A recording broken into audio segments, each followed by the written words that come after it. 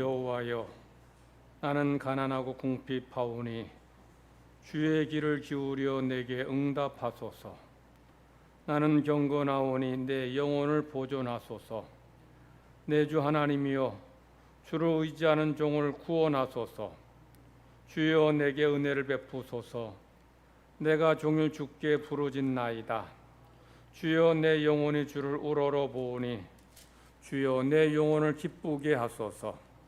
주는 선하사 사죄하기를 즐거워하시며 주께 부르짖는 자에게 인자함이 후하심이니이다. 여호와여, 나의 기도에 귀를 기울이시고 내가 간구하는 소리를 들으소서. 나의 환난 날에 내가 주께 부르짖으리니 주께서 내게 응답하시리이다. 아멘.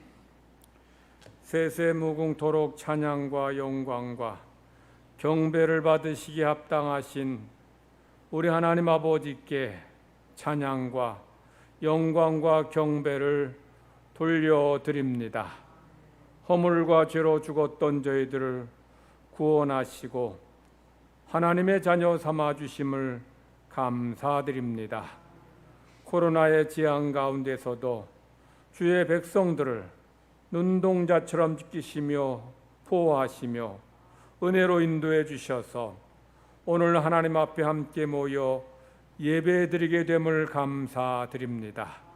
이 자리에 임재하셔서 저희가 드리는 예배를 기쁘게 받아 주시옵소서. 우리 몸을 산 제물로 드리는 예배 되기 원합니다. 구원의 감사와 베푸신 은혜와 사랑에 대한 감격으로 드리는 예배가 되게 하여 주시옵소서. 우리 예배를 받으시고 예배하는 주의 백성들에게 하늘 문을 여셔서 하늘의 신령한 은혜와 복으로 충만하게 채워 주시옵소서. 주의 백성들이 함께 예배해야 하지만 육신의 질병으로 또 슬픔 당함으로 함께 예배하지 못한 가운데 있는 이들이 있습니다. 주님, 저희들을 찾아가셔서 위로하시고 병을 고쳐주시고 저희들을 슬픔에서 하나님의 소망으로 채워 주시옵소서. 우리 모두 하나님 나라 바라보며 소망 가운데 믿음 안에서 승리하는 삶을 사는 주의 백성들 되게 하여 주시옵소서. 우리 예배 받으시고 영광 거두어 주실 줄 믿고 감사드리며 예수님의 이름으로 기도드리옵나이다. 아멘. 찬송가 46장 부르겠습니다.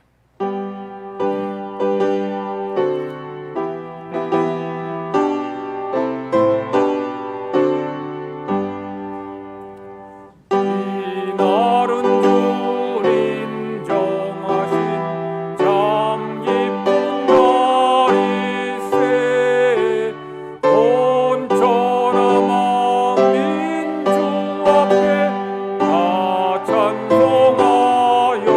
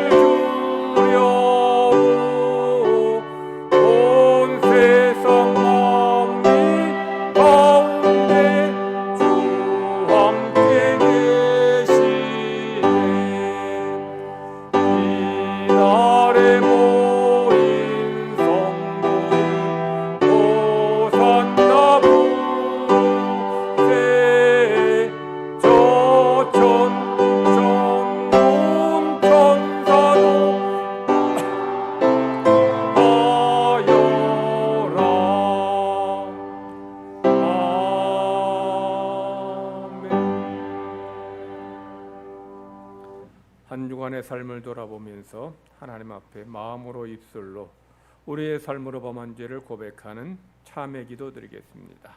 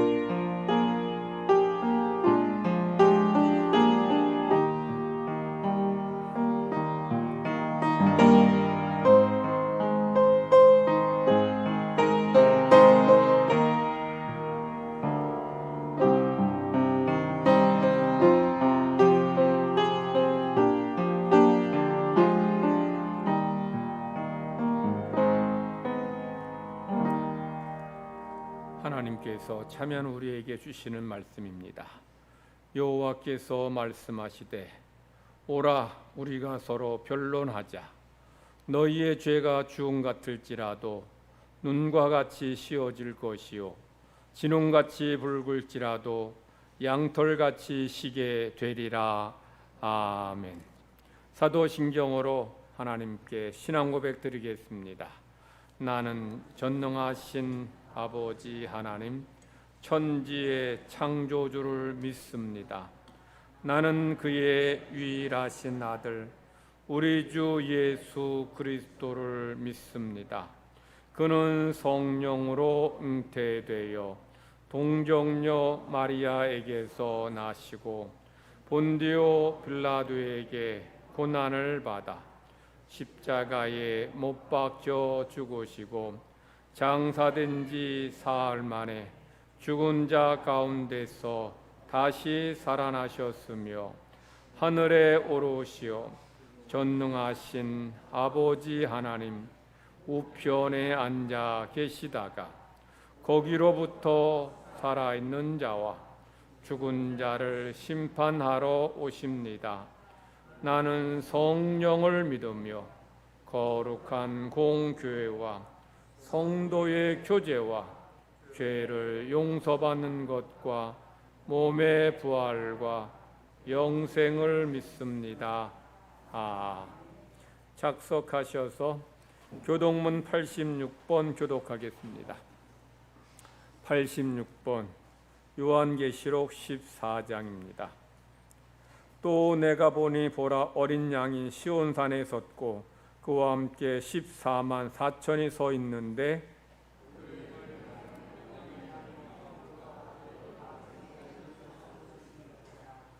내가 하늘에서 나는 소리를 들으니 많은 물소리와도 같고 큰 우레 소리와도 같은데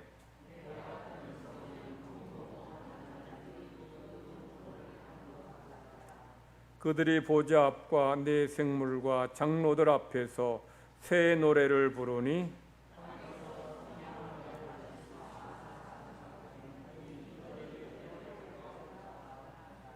이 사람들은 여자와 더불어 더럽히지 아니하고 순결한 자라. 사람 가운데서 속량함을 받아 처음 익은 열매로 하나님과 어린 양에게 속한 자들이니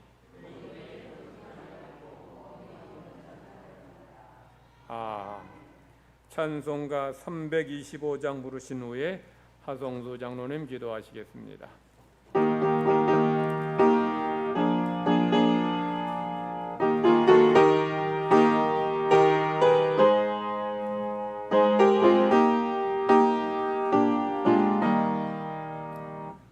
예수가 함께 계시니 시험이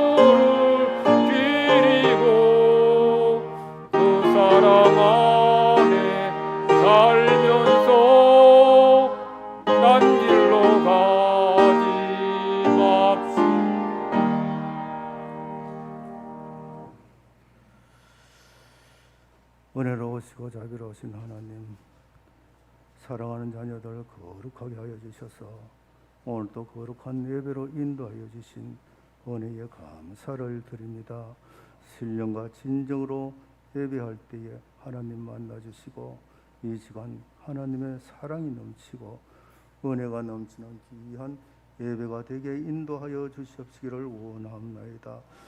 하나님 안에만이 참 기쁨이 있고 참 소망이 있고 참 은혜가 있사오니 자녀들 하나님 이 믿음으로 살아가게 하여 주옵소서. 등과 기름을 늘 준비하는 자의 삶을 살아가는 이 은혜를 더하여 주옵소서. 깨어 기도하는 삶이 우리의 삶이 되게 인도하여 주시옵시고 그 삶이 진정한 삶이 되게 하여 주옵소서. 복된 삶이 되는 이 은혜를 하나님 더하여 주시옵시기를 원하옵나이다. 예레미야 선지자를 통하여서 너희가 내게로 돌아오지 아니하면 칼과 기근과 온영과 온역과 전염병으로 너희에게 보내겠다고 하셨사오니 이 시대에 하나님 전 세계가 전염병으로 보내어도 하나님 그렇게 경고하였는데도 하나님 돌아오지 아니하고 있사오니 교만하고 거짓되고 외식하는 삶을 살아가고 있습니다. 외식하는 그들에게 주님 독사의 자식들이라고 하셨사오니 이 온 세계가 하나님 앞에 돌아오는 이 은혜를 더하여 주옵소서. 저희들이 하나님 과연 오늘 이 시간에 준비된 자의 삶을 살아가는지 내 자신을 돌아보게 하여 주옵소서. 내가 주님 앞에 바로 살아갈 수 있는 이 은혜를 하나님 더하여 주시옵시기를 원하옵나이다. 그래서 하나님 기쁨이 되고 감사가 되고 소망이 되는 저희들이 되게 인도하여 주옵소서. 아프가니스탄 사태를 볼 때에 하나님 저희들이 기도하지 아니할 수가 없습니다. 대한민국의 천만 성도들이 엎드려 기도하게 하여 주시옵시기를 원하옵나이다.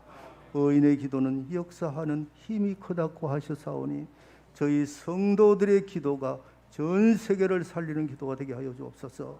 이 나라를 살리고 이 나라의 교회들을 살리는 기도가 되게 인도하여 주시옵시기를 원하옵나이다. 우리 교회가 하나님 이 지역을 섬기고 봉사할 때에 하나님 이 지역 주민들에게 희망을 주고 꿈을 주고 미래를 주는 그런 교회가 되게 인도하여 주시옵시기를 원하옵나이다. 이 시간 주의 종 귀한 말씀 들고 서사오니 하나님 그 말씀이 능력 있는 권 있는 말씀이 되게 인도하여 주옵소서. 저희들 한 주간 살아갈 때에 살아가는 귀한 은혜의 말씀이 되게 인도하여 주시옵시기를 원하옵나이다. 주의자 귀한 찬양을 통하여서 하나님이 기쁘게 되게 인도하여 주옵소서.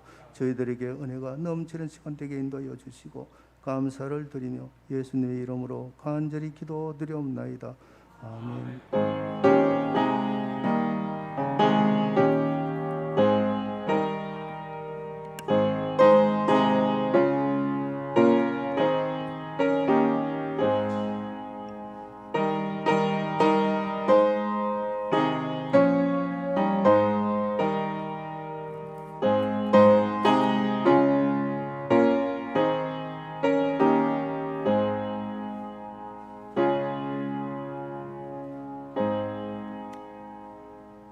하나님께서 오늘 우리에게 주시는 말씀은 출애굽기 2장 16절로 22절까지 말씀입니다.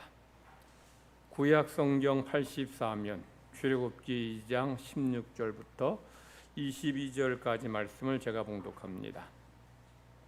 미디안 제사장에게 7달이 있었더니 그들이 와서 물을 길어 구유에 채우고 그들의 아버지의 양떼에게 먹이려 하는데 목자들이 와서 그들을 쫓는지라.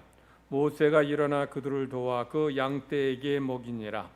그들이 그들의 아버지 르우엘에게 이를 때에 아버지가 이르되 너희가 오늘은 어찌하여 이같이 속히 돌아오느냐.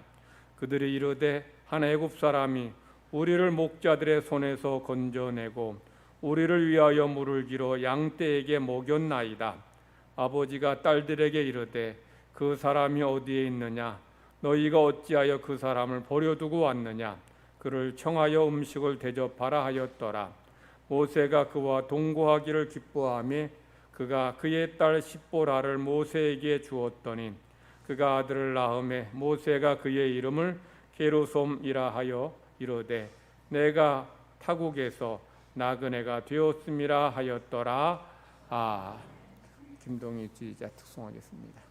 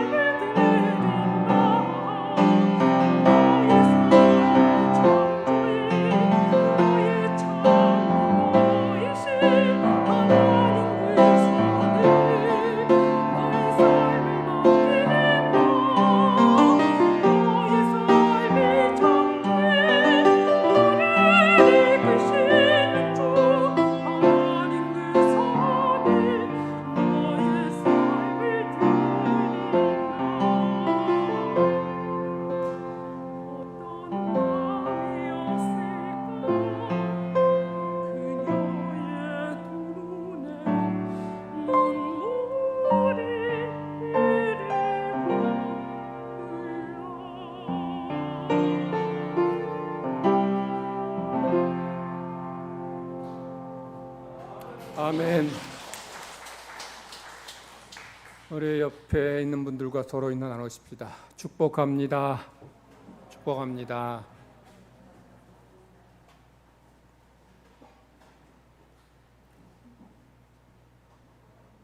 교육학에 반사라는 그런 용어가 있습니다. 반사는 아직 아이가 배우지도 않았는데도 보이는 행동을 반사라 그래요. 우리의 모든 대부분의 행동은 배움을 통해서 나타납니다. 그런데 아이의 어떤 행동들은 아직 배우지도 않았는데 어떤 행동을 해요. 그럴 때 그걸 반사라고 하죠. 아이가 태중에 있을 때, 그때는 탯줄을 통해서 아기에게 영양분이 공급되기 때문에 뭘 먹지 않아도 살아요. 그런데 아이가 세상에 태어나면 탯줄을 자랍니다. 영양분이 공급되질 않아요. 이제부터 아이는 스스로 젖을 빨아서 살아야 돼요. 그런데 애가 배가 고플 때 엄마가 이게 입 주위에 손을 손이라든지 젖꼭지 대면 바로 빨아요. 아이는 이 젖을 빨아야 먹고 산다는 걸 배우지 않았어요. 그런데 그렇게 이제 배고플 때 입에다가 젖을 갖다 대면 바로 빠는 행동, 이걸 반사라고 말합니다. 신생아에게서 나타나는 반사가 여러 가지가 많은데 그 중에 모로 반사라는 반사가 있어요. 이게 뭐냐?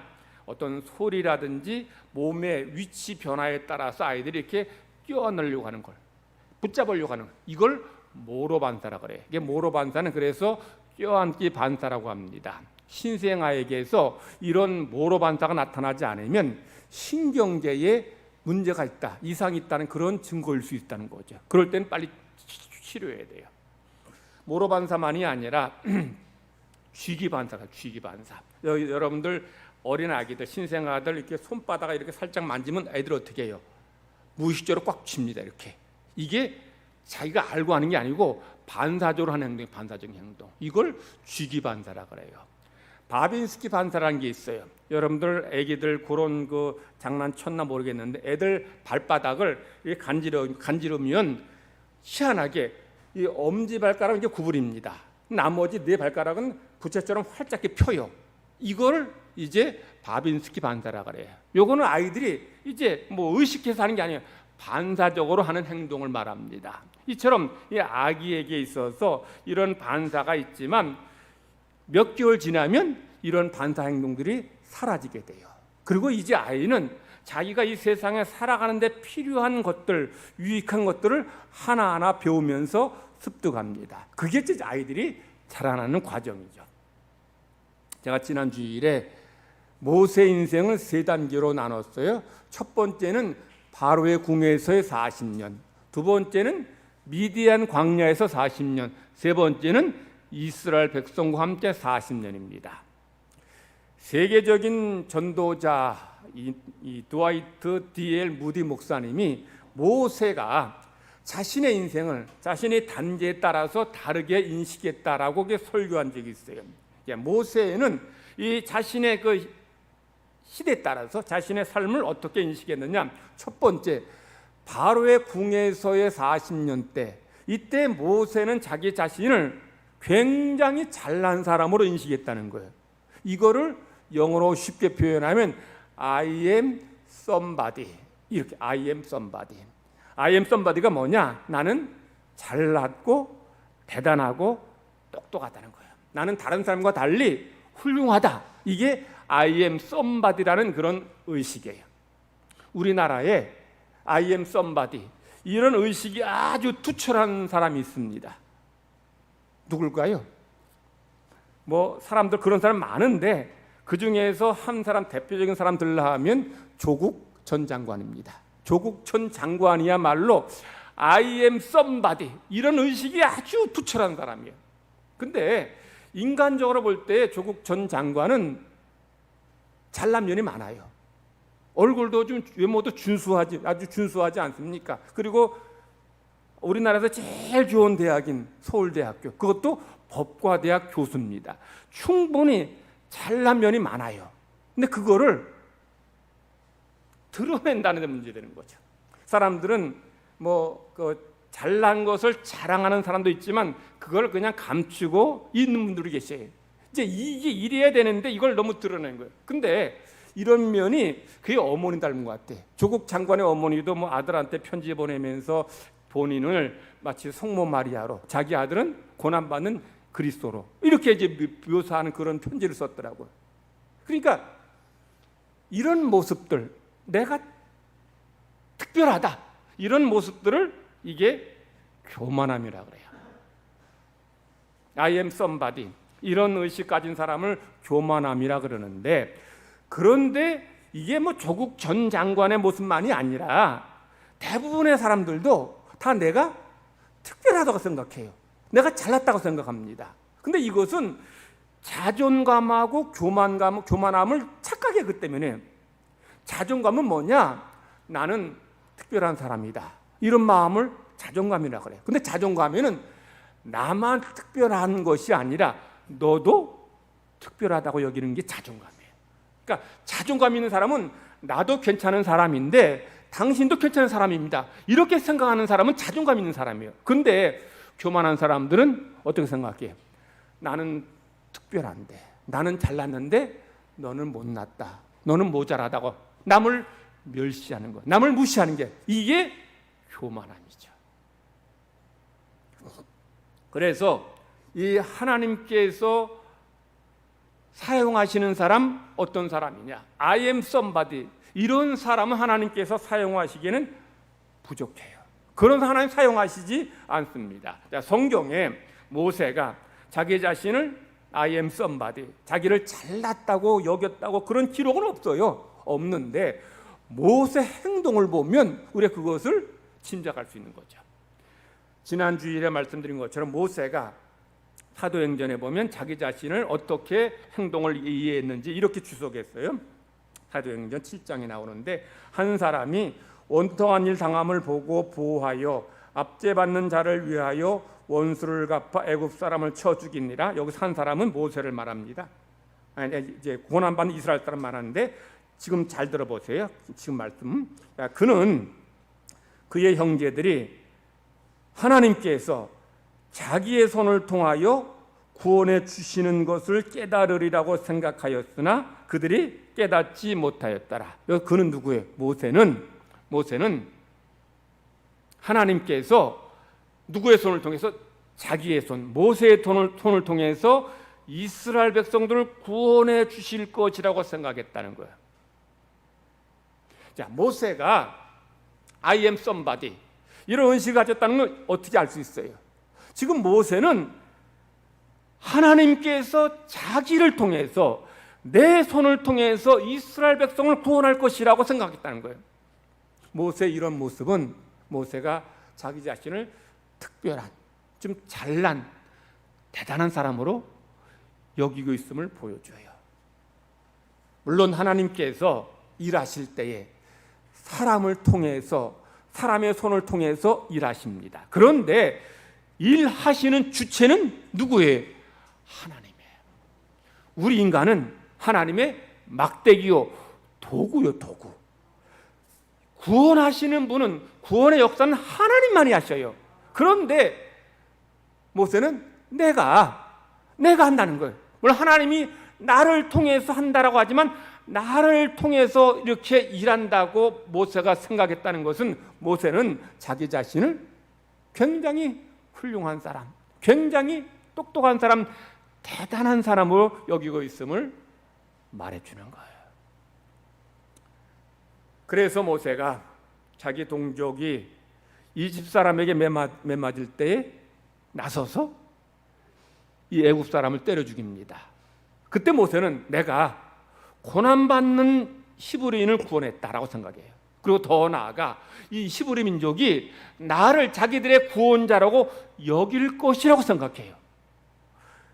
모세가 하나님께서 내 손을 통해서 이스라엘 백성을 구원하리라고 생각한 데에는 그가 애굽에서 왕자로서 대접받고 높임 받았기 때문이라고 봅니다.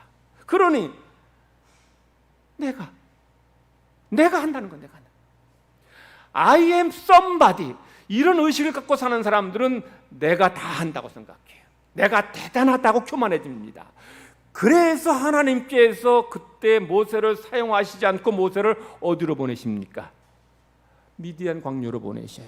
미디안 광야에서 모세를 낮추시고 모세로 하여금 하나님만 의지하는 사람으로 바꾸어 가시는 거예요. 모세의 두 번째 40년, 미디안 광야에서의 40년의 자기 인식은 뭐냐? 나는 아무것도 아니다. 나는 별 볼 일 없다라는 이런 생각으로 자기 자신을 바라봤어요. 이런 자기 인식을 영어로 하면 I am nobody. nobody는 뭐냐? 나는 아무것도 아니다. 나는 별 볼 일 없다. 나는 가치가 없다. 이런 생각이에요.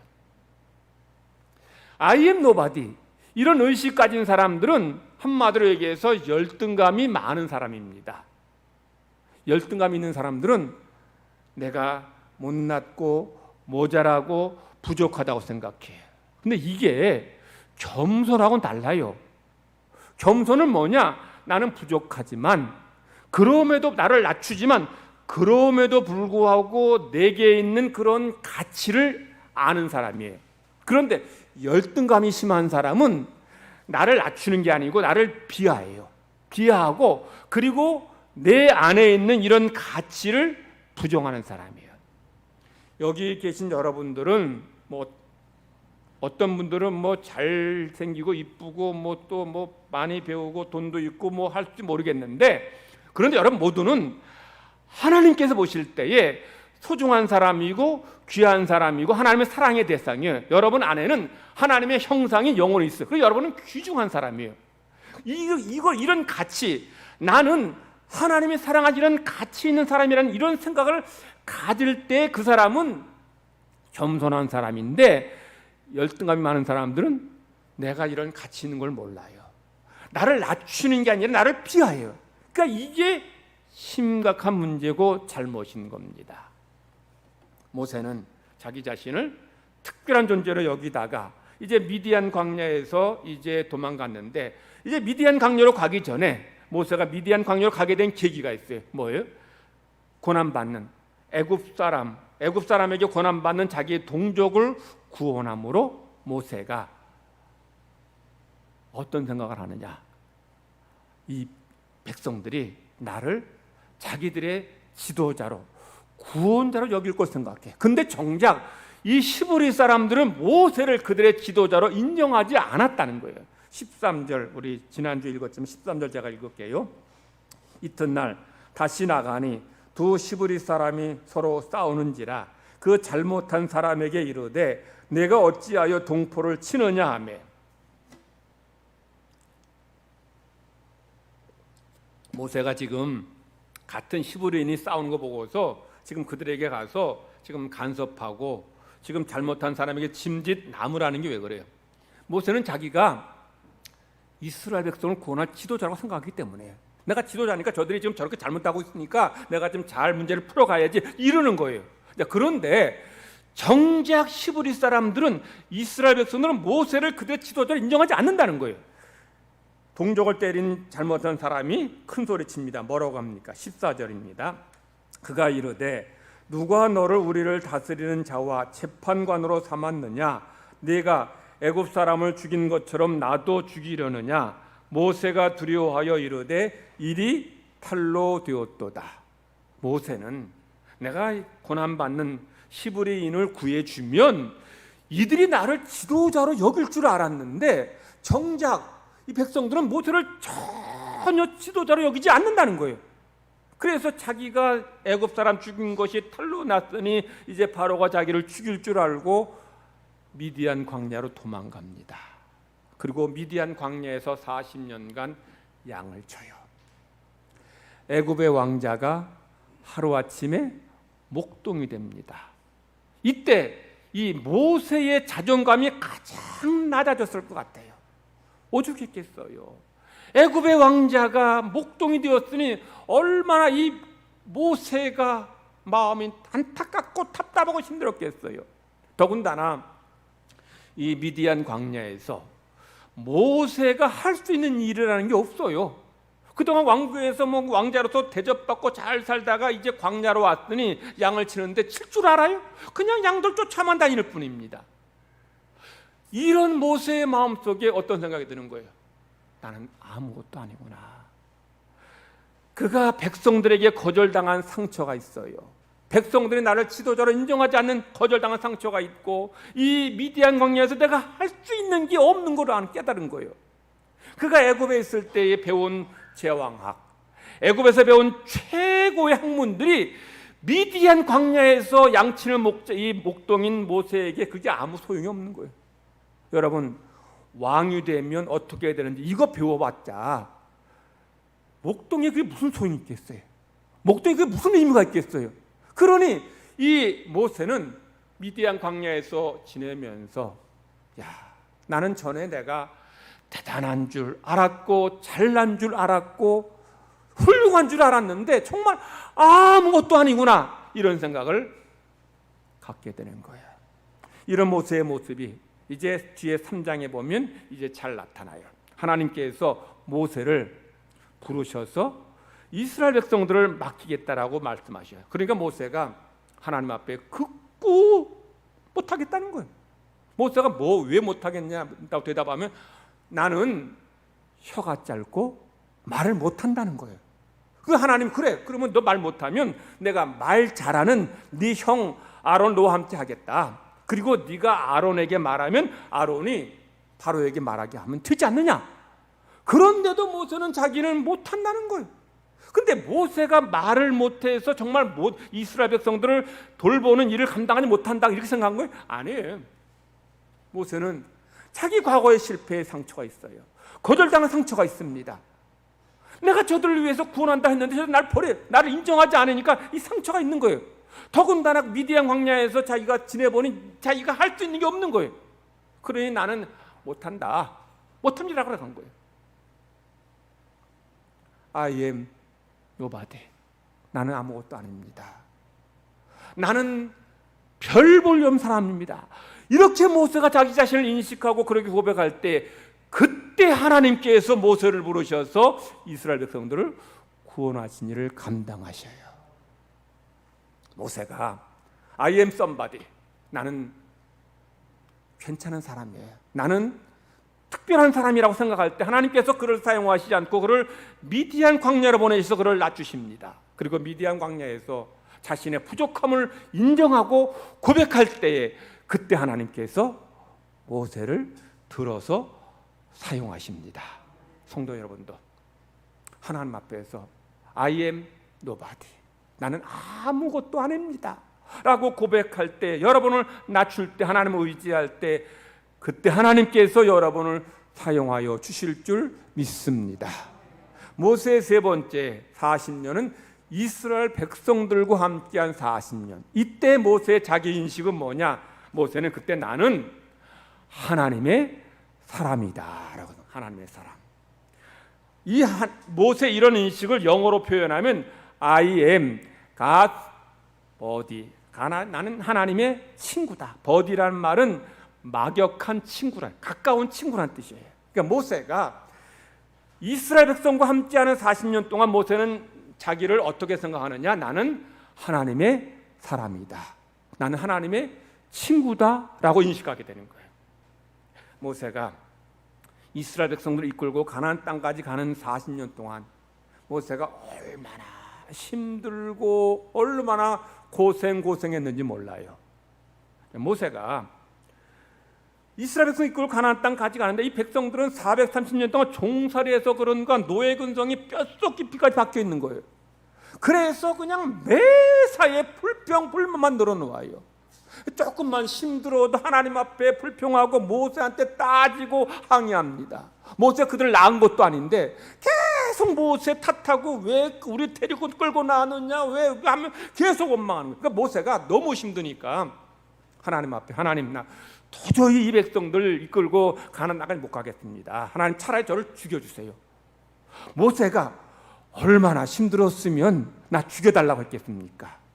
그런데 그렇게 말한 적도 있었지만 모세는 그럼에도 불구하고 문제가 생길 때, 어려운 일 만날 때 하나님 앞에 엎드렸어요. 하나님 앞에 기도합니다. 그때 하나님께서 모세에게 찾아오시고 모세와 만나주시고 모세를 도와주시고 문제를 해결해 주십니다. 그때 모세가 문제 만나고 어려움 만날 때 하나님 앞에 엎드려 하나님을 만날 때 그때 모세는 하나님이 나를 사랑하시는구나. 하나님이 나를 통해 이제 나를 통해서 일하시는구나라고 생각하면서 모세는 I am God body, 나는 하나님의 사람입니다 라고 인식하게 돼요. 모세의 삶에 있는 수많은 문제들, 백성들이 모세를 힘들게 할 때마다 그때 그런 문제들이 모세로 하여금 나는 하나님께 매달 수밖에 없구나. 내 힘으로 할 수 있는 게 뭐가 있냐. 내 몸 자체도 내가 제대로 감당 못하는데 어떻게 이 많은 백성을 내가 감당할 수 있겠느냐라고 생각하고 하나님 앞에 엎드릴 때에 그는 하나님의 사람임을, 하나님 백성임을 깨닫게 되고 하나님께서 나와 함께 하심을 고백하게 되는 것입니다. 바로의 궁에서 대접과 섬김만 받았을 때 모세는 나는 특별한 사람으로 생각했어요. 그런데 거절당하고 또 미디안 광야에서 아무것도 할 수 없을 때 모세는 나는 아무것도 아니구나 라고 깨닫게 돼요. 그런데 하나님의 백성과 함께 일할 때에 하나님의 은혜를 간구하며 하나님 앞에 엎드려 기도할 때 모세는 나는 하나님의 사람임을 고백하게 됩니다. 고집세고 말 안 듣고 불평 불만만 하는 이스라엘 백성으로 인해 모세는 하나님의 사람이 되었어요. 여기에 하나님의 신비와 역설이 있습니다.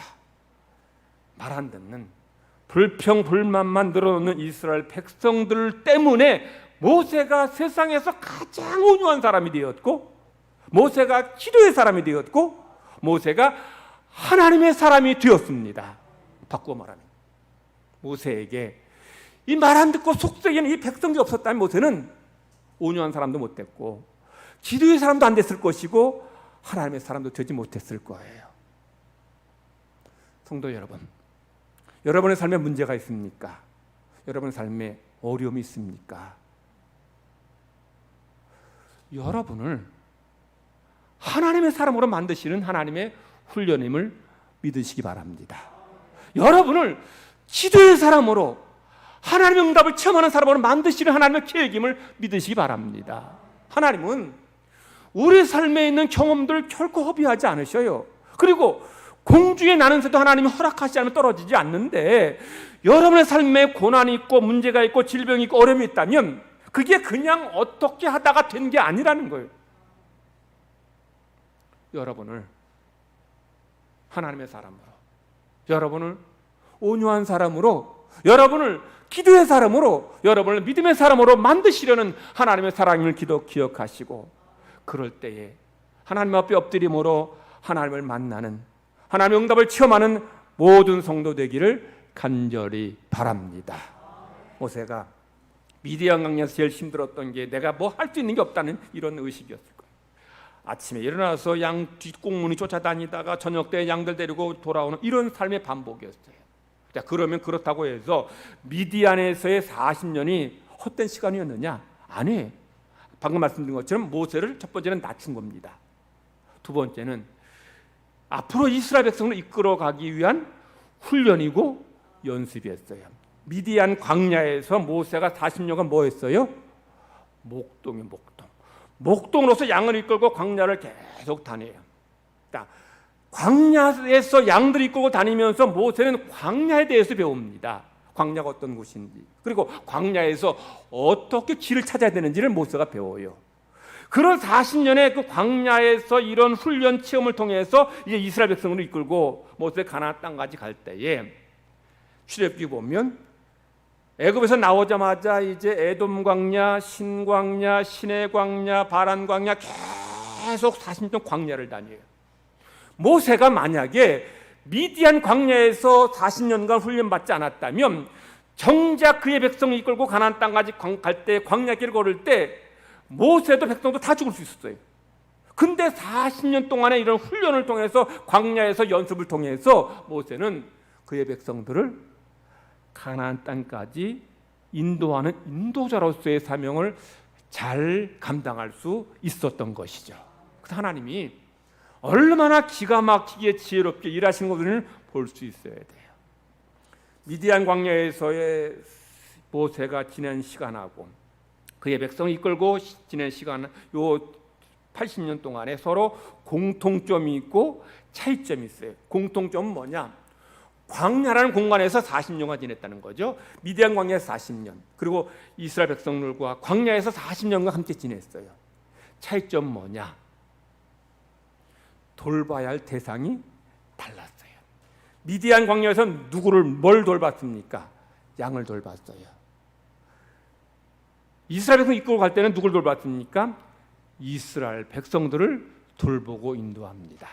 하나님이 왜 미디안 광야에서 목동의 일을 시켰냐? 사실 양이나 이스라엘 백성이나 비슷해요. 비슷해. 길도 모르고 불평하고. 그러니까 양을 돌보면서 이 모산의 목자의 마음을 배우게 되고, 그런 목자의 마음으로 그의 백성들을 하나하나 한 걸음 한 걸음씩 가나안 땅까지 인도해 갈 수 있었던 거예요. 그러니까 하나님께서 얼마나 지혜롭고 얼마나 온전하게 모세를 훈련시키시고 그의 백성을 인도하시는지를 우리에게 말씀하시는 겁니다. 모세가 미디안 광야에서 지낼 때 자존감은 아주 바닥이 났을지 모르지만 그때는 그래도 별뭐 그냥 골치 아픈 거 힘든 거 없었어요. 근데 이스라엘 백성들과 함께 할 때에는 매일 문제죠.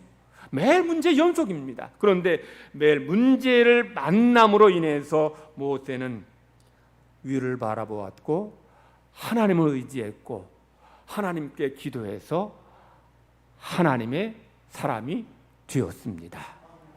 I am God's body. 나는 하나님의 친구다. 난 하나님의 사람이다 라고 고백하게 돼요. 모세가 처음에는 나는 특별한 사람이다. 두 번째 40년은 나는 아무것도 아니다. 세 번째는 나는 하나님의 사람이다. 자, 모세가 자신이 아무 가치가 없는 사람이라고 고백할 때 하나님의 일을 하면서 모세는 하나님의 사람으로 만들어져 가고 있어요. 그래서 하나님은 책상에서, 교실에서 모세를 훈련시킨 게 아니죠. 애굽 궁에서 훈련시키시고, 그리고 광야에서 훈련시키시고, 문제를 통해서 모세를 훈련시키십니다. 그래서 모세는 하나님께서 나를 이렇게 다듬어 가시기 위해서, 나를 하나님 백성 이끄는 이 사람으로 인도자로 세우시기 위해서 나를 지금까지 이렇게 훈련시키셨구나, 이것을 깨닫게 되는 거죠. 그래서 모세는 처음에는 I am somebody 라고 생각했다가 두 번째는 I am nobody, 그리고 마지막에 나는 I am God's body라고 생각합니다. 하나님은 모세 경험을 허비하지 않으시고 또한 여러분의 경험을 허비하지 않으십니다. 다시 말씀드리지만 여러분의 삶에 있는 문제는 여러분을 하나님의 사람으로 만드시는 하나님의 훈련임을 꼭 기억하시기 바랍니다. 여러분의 삶에 있는 질병, 어려움은 여러분으로 하여금 지도하게 하시려는, 하나님만 바라보게 하시려는 하나님의 계획임을 꼭 기억하시기를 바랍니다. 여러분은 여러분 자신을 어떤 사람이라고 생각합니까? 1번 나는 I am somebody, 2번은 I am nobody, 3번은 I am God's body. 여러분 스스로 한번 생각해 보세요. 나는 어떻게 나를 인식하고 있느냐? 여러분 모두는 아주 특별한 존재입니다. 왜냐하면 하나님 여러분을 사랑하시고 구원해 주시고 하나님 자녀 삼아 주셨잖아요. 독특하고 특별한 존재예요. 그런데 내가 특별하다는 생각이 교만함이 되어서는 안 되는 거예요. 내가 특별하다, 내가 구원받았다라는 생각 들 때마다 하나님의 은혜를 감사합니다. 하나님의 은혜입니다. 이걸 늘 생각하면 우리는 겸손하게 하나님 주신 삶을, 또 하나님 주신 사명을 잘 감당하게 될 줄 믿습니다. 여러분 하늘나라 갈 때까지 하나님께서 여러분에게 허락하신 그런 고난과 문제, 어려움, 질병 이런 일들을 통해서 여러분들 다듬어 가시는 하나님의 사랑을 깨닫고 여러분이 믿음 안에서 승리하시는 하나님의 사람으로 하나님을 기쁘시게 하는 모든 성도가 되기를 간절히 바랍니다. 하나님 아버지 감사합니다. 허물과 죄로 죽었던 저희들을 구원하시고 하나님의 자녀 삼아주시니 감사드립니다. 저희들은 구원받을 만한 자격 없지만 하나님이 저희들을 먼저 선택하시고 부르시고 택하시고 구원해 주셔서 하나님 백성 삼아주셨고 하나님 자녀 삼아주셨고 영원한 천국을 우리에게 기업으로 주심을 감사드립니다. 하나님 은혜를 감사하는 마음으로 겸손하게 순종하는 우리 모두가 되게 하여 주시옵소서.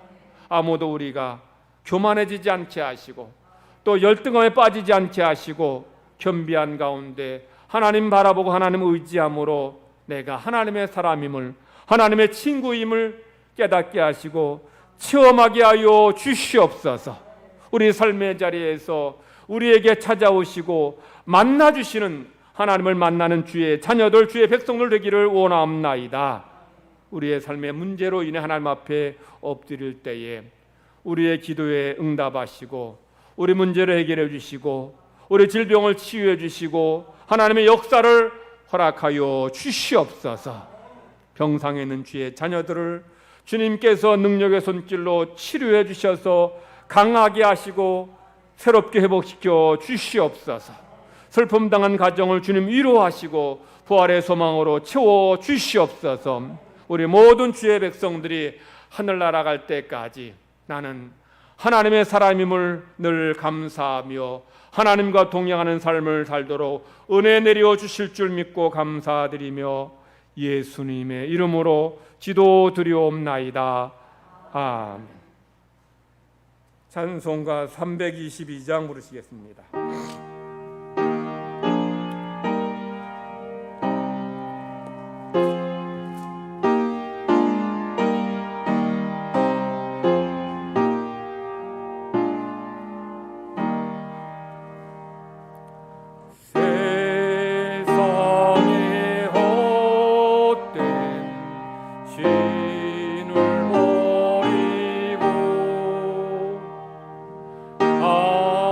하나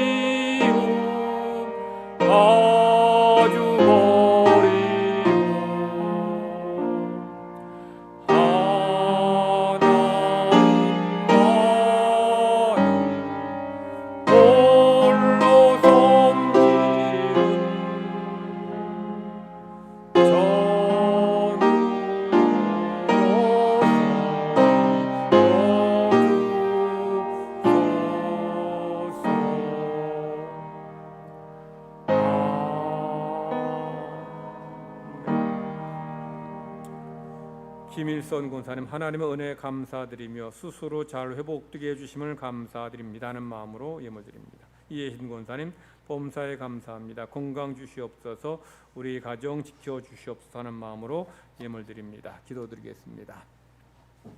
하나님 아버지, 주님의 자녀들 지난 한 주 동안, 지난 한 달 동안 지키시고 돌보시며 때를 따라 은혜로 채워주심을 감사드립니다. 우리에게 건강 주시고 직장과 사업장 주셔서 한 달 동안 땀 흘려 일하게 하시고 생명같이 귀중한 물질 얻게 해주셔서 하나님 앞에 감사하는 마음으로 11조와 감선금 각종 예물 드립니다. 하나님께서 저희가 드리는 예물을 기쁘게 받아 주시옵소서. 이 예물에는 우리의 감사, 우리의 정성이 담겨져 있을 뿐만 아니라 하나님을 향한 우리의 기도 제목도 담겨져 있습니다.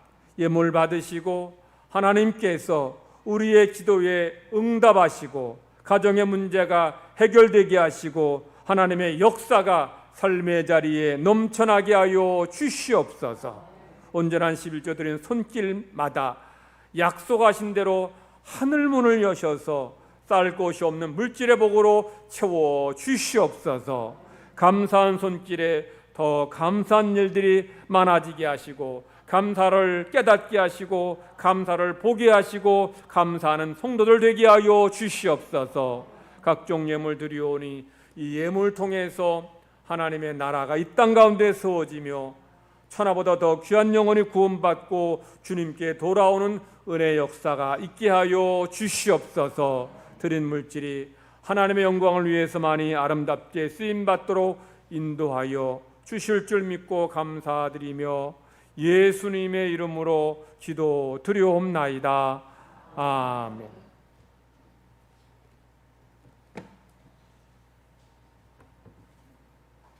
교회 소식 전합니다. 다음 주일 예배 안내입니다. 우리 다음 주일부터는 1부 오전 9시에는 1, 2, 3, 4, 5 목장이, 2부는 6, 7, 8, 9, 10 목장이 예배 드리겠습니다. 지금까지는 홀수 목장, 짝수 목장만 하니까 항상 늘 뵙는 분들만 뵙게 돼서 좀 아쉬운 마음도 있고 해서 이제는 좀 목장을 이제 1, 2, 3, 4, 5 이렇게 6, 7, 8, 9, 10 이렇게 나누어서 하면 좀 서로 좀 섞이고 바뀌게 되리라 봅니다. 그래서 다음 주일부터는 이렇게 홀수 짝수가 아니라 1, 2, 3, 4, 5, 6, 7, 8, 9, 10 나눠서 이렇게 예배드리도록 할 테니 여러분 그렇게 아시고 그렇게 예배 시간 지켜주시면 감사하겠습니다. 오늘 저녁 예배는 가정 예배를 드립니다. 우리 매월 5째 주가 있는 주일은 저녁 예배를 가정 예배를 드리는데 가정 예배 순서지를 참조해서 꼭 가정에서 예배 드리시기 바랍니다. 오늘 2부 예배 마친 후에 집사권사 피택자들 모임을 잠깐 갖기로 했는데 우리 바로 장례식 우리 입관 예배 드려야 되기 때문에 다음 주일로 모임을 연기합니다. 교육은 예정대로 오후 3시에 진행하도록 하겠습니다. 다음 주일 저녁 예배는 집사 피택자 헌신 예배로 드립니다. 석 달간의 이 교육이 오늘로 마칩니다. 마쳐서 오늘 다음 주일에는 집사 이제 교육 마친 그런 책거리 하는 거 책거리 하고 그 다음 주에는 권사 우리 헌신 예배 드리면서 우리 결단하는 시간 갖는데 우리 임직식은 11월 첫째 주에 우리 갈 예정입니다만은 우리 가족들, 우리 교우들, 성도들 또 남녀 선교회에서 같이 우리 섬기는 분들은 다음 주 또 그 다음 주에 여러분들 우리 아시는 분들 여러분 우리 성도들이 우리 교육 마치고 우리 헌신할 때 같이 오셔서 축하해 주시고 꽃다발도 좀 준비해 주시고 그렇게 함께 격려해 주시고 기도해 주시기 바랍니다. 우리 저녁 예배 때 오시는 분들이 우리 한정되어 있는데 다음 주에 또 그 다음 주에 집사, 권사, 헌신 예배 드릴 때는 많이 나오셔서 이분들 위해서 기도해 주시고 격려해 주시고 훌륭한 집사 권사 되도록 그렇게 여러분들께서 잘 힘을 실어 주시면 감사하겠습니다. 우리 다음 주일부터 세례 입교자 교육이 있는데 각 목장과 또 중고등부에 세례 입교 대상자 있으면 오늘까지 신청하시기 바랍니다. 다음 주일은 천원독 경금 드립니다. 예배 마친 후에 창문 열어주시고 환기하시고 앉은 자리 소독하시고 돌아가시기 바랍니다. 9월 봉사 안내 참조하셔서 잘 섬기시기 바랍니다. 어제 카톡 문자 보내드린 것처럼 임진택 집사님 어제 별세해서 오늘 입관 예배 드립니다. 우리 전에는 주일날 다 같이 가서 예배 드렸는데 많이 가서 예배 드리면 아무래도 조금 조심스럽습니다. 오늘도 한 1600명 정도 그렇게 확진자가 생겼는데 매일 2000명 가량의 확진자가 생기는 그런 때에 또 델타 변이 확진이 더 강하게 전파력이 강한데 그런 때 우리가 더 조심해야 되지 싶습니다. 그래서 우리 유족들에겐 조금 아쉬운 마음이 있겠지만 우리 입관 예배는 우리 한정해서 우리 당회원들 또 교육자 그리고 해당 우리 임집사님 해당 남선교회 임원들 또 최건사님 여전도의 우리 임원들 그리고 그 목장에 속한 말씀 인도자와 또는 섬김이들 그 정도로만 우리가 제안해서 오늘 입관 예배 드리겠습니다. 그리고 내일 발인 예배는 8시 반에 드리는데 아무래도 오늘은 뭐 주일이라 뭐 많이 가실 수 있지만 내일은 또 많이 못 오십니다. 그렇기 때문에 내일은 자유롭게 우리 해당되는 뭐 관계되는 분들 가족들만이 아니라 친척들만이 아니라 많이도 오셔서 내일 우리 발인 예배 하관 예배 잘 같이 참여하셔서 가족을 위로해 주시면 감사하겠습니다. 우리 발인 예배하고 명복공원에서 화장하고 우리 영천의 호국원으로 옮겨서 거기에 이제 유골을 안치하게 됩니다. 여러분들 그래서 내일은 같이들 가셔서 함께 이렇게 섬겨주시고 혹시 내일 발인 예배, 하관 예배에 참석하실 분들은 오늘 우리 부목사에게 알려주시면 또 도시락을 준비해야 되니까 여러분들 꼭 가실 분들 꼭 부목사에게 알려주시면 감사하겠습니다. 어제 우리 김마석 장로님, 김영구 원사님, 김인수 청년 우리 확진자와 우리 아들 김용수 집사와 접촉해서 밀접 접촉자라서 2주간 자가격리 중인데 어제 검사 받았습니다. 검사 받았는데 어제 기도 부탁한 게 혹시 이제 아무래도 접촉한 밀접 접촉자라서 혹시 감염되지 않을까 걱정 많이 하고 기도 부탁했는데 감사하게도 여러분들 기도해 주셔서 세 장로님, 권사님 또 시수 청년 다 음성 판정 나왔습니다. 여러분들 최종적으로 음성 판정 나오도록 계속 기도해 주시기 바랍니다. 여러분들 아까 말씀드린 것처럼 하루에 2,000명 정도의 확진자가 생기는데 어디서 어떻게 누구 통해서 확진될지 몰라요. 또 여러분들 더 조심하시고 하나님 앞에 우리가 더 기도하시면 하나님 우리를 지켜주세요. 세상 속에서 세상 사람 만나고 다양한 사람 만나고 밥도 먹고 뭐 해야 되는데 하나님 그런 가운데 지켜달라고 하나님 앞에 늘 기도하시고 그래서 여러분들 우리의 기도로 인해서 하나님께서 우리 또 장로님 가정 지켜주셨고 또 앞으로도 지켜주실 줄 믿습니다. 여러분 그렇게 기도해 주시고 우리 가운데 연약한 성도들 위해서도 병상에 있는 분들 위해서도 슬픔 당한 성도들 위해서도 기도해 주시기 바랍니다. 오늘 우리 김유성 권사님 지난주에 이제 처음 병원 수술하시고 지난주에 나오셔서 1층에서 예배 드리셨는데 오늘은 또 2층까지 올라오셨네요. 하나님께서 여러분들 기도 우리 모두의 기도 들어주셔서 이렇게 잘 회복되게 해주신 겁니다. 우리 지금도 우리는 하나님께 우리 기도를 들으시고 역사해 주실 줄 믿기에 여러분들 자신만 위해 기도하는 것이 아니라 기도가 필요한 분들을 위해서도 더 많이 기도해 주시기를 바랍니다. 우리 8월 암송할 말씀 우리 기도응답의 말씀인데 우리 다 같이 크게 읽으시면서 암송하십니다. 시작. 내가 진실로 진실로 너희에게 이르노니 너희가 무엇이든지 아버지께 구하는 것을 내 이름으로 주시리라. 요한복음 6장 23절 말씀. 우리 옆 사람과 다시 한번 인사합시다. 한 주간 은혜 가운데 승리하세요. 다 같이 기리바시 찬송 부르겠습니다.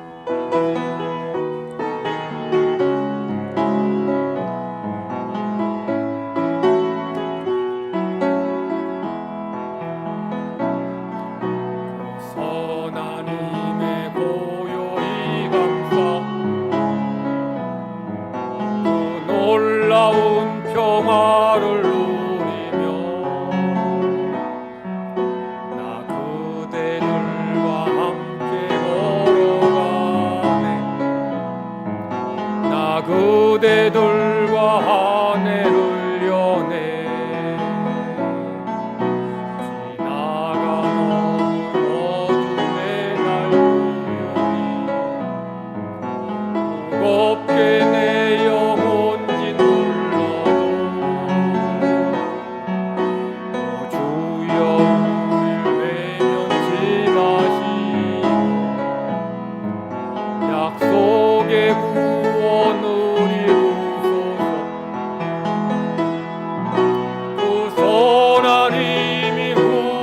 감싸시니 믿음으로 일어날 일 기대하네.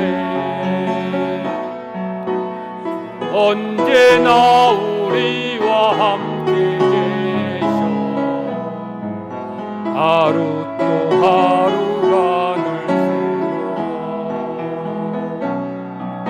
주께서 밝히신 작은 조금이 어둠을 헤치고 타오르네. 저 빛에 우리 모두 하나 되어 온 우리에 비추게 하소서. 이 고요함이 깊이 번져갈 때 저 가슴 벅찬 노래 들리네. 다시 하나가 되게 이끄소서. 당신의 빛이 빛나는 이 밤 그 선한 힘이 우릴 감싸시니 믿음으로 일어나 일 기대하네. 주 언제나 우리와 함께 계셔 하루 또 하루가 늘 새로.